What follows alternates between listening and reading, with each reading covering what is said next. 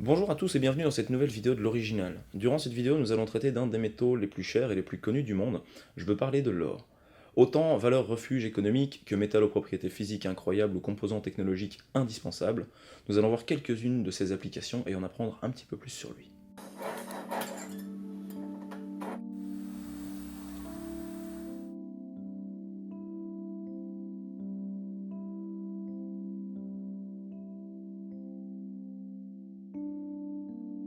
L'or est un métal utilisé depuis la nuit des temps. C'est le deuxième métal découvert par l'homme après le cuivre. Il fait partie du groupe des métaux de transition et son point de fusion se situe à 1064 degrés. Ces informations ont l'air bénignes, mais en fait pas tant que ça, parce que son point de fusion est ni trop haut ni trop bas, ce qui permet en bijouterie de jouer avec des soudures avec des points de fusion relativement éloignés, donc ça nous offre un certain confort et une certaine liberté au niveau du travail. Pour prendre exemple, le platine a un point de fusion qui est situé à 1800 degrés, soit 800 degrés de plus. Alors pour faire un alliage au platine, il faut déjà investir dans un solide four. L'or est l'une des matières les plus lourdes au monde puisque sa densité est de 19,3. Alors une fois de plus, ça parle à personne au premier coup comme ça, mais pour que vous compreniez bien de quoi il s'agit, vous prenez une brique de lait d'1 litre, vous la remplacez par son volume en or, et vous obtiendrez un poids de 20 kg, soit le même poids qu'un enfant de 5 ans. Il existe deux théories sur l'arrivée de l'or à la surface de notre planète, et toutes les deux sont rattachées à la nucléosynthèse stellaire. Oui, ça pique un peu les oreilles.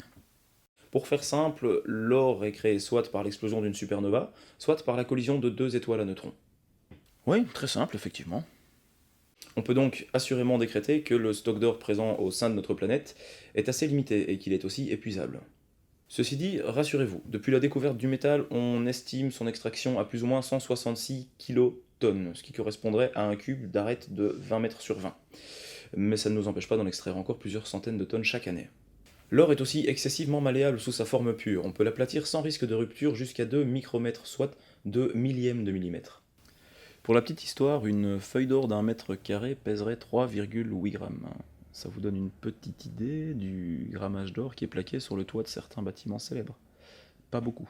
Je suis d'ailleurs pas sûr que le jeu vaille la chandelle d'aller vous percher à 15 mètres du sol pour essayer de récupérer quelques misérables grammes à la lame de rasoir. Alors je pense que vous ne devinerez pas l'endroit le plus insolite où on peut trouver de l'or actuellement. Il s'agit de notre corps. Effectivement, l'or est présent un petit peu partout sur notre planète sous forme de métal, mais certains métaux sont aussi des oligo-éléments, ce qui veut dire qu'il s'agit d'éléments nutritifs assimilables par notre organisme. L'homme ayant une alimentation assez variée, il ingurgite des toutes petites quantités d'or au fur et à mesure de sa vie. On peut donc estimer que chaque corps humain contient en lui 0,2 mg d'or. Notre planète compte 7,3 milliards d'habitants à l'heure où je vous parle. Donc en admettant qu'on fasse fondre l'entièreté de la race humaine, sauf moi, histoire qu'il y en ait un qui gère les opérations, et que l'on récupère l'or de tous nos organismes, on arriverait à une quantité globale de 1460 kg d'or pur. Et là, on peut chiffrer le prix de la race humaine totale en or à hauteur de 46 720 000 euros. Ça fait un joli paquet de blé. Mais étant donné que je devrais en profiter tout seul, je pense que je vais changer de plan.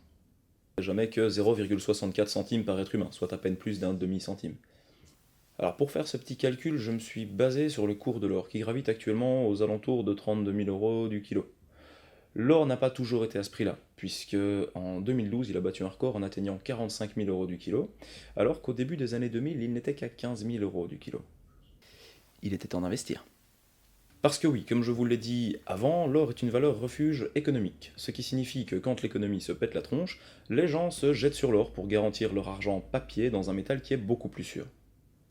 L'or possède cette confiance du public simplement parce que lorsque les banques et les États ont commencé à jouer avec des émissions de monnaie papier et des crédits, le capital libéré devait être garanti par son équivalent en or dans les stocks des banques. C'est rapidement passé à la moitié de la garantie en or, puis au dixième, puis à plus rien, ce qui explique aujourd'hui que certaines économies se cassent la figure, que certaines monnaies dégringolent de manière vertigineuse, ou encore que certains pays s'endettent jusqu'au-dessus de leur PIB. Parlons maintenant un peu d'histoire. En 1848, la Californie a connu la fameuse ruée vers l'or.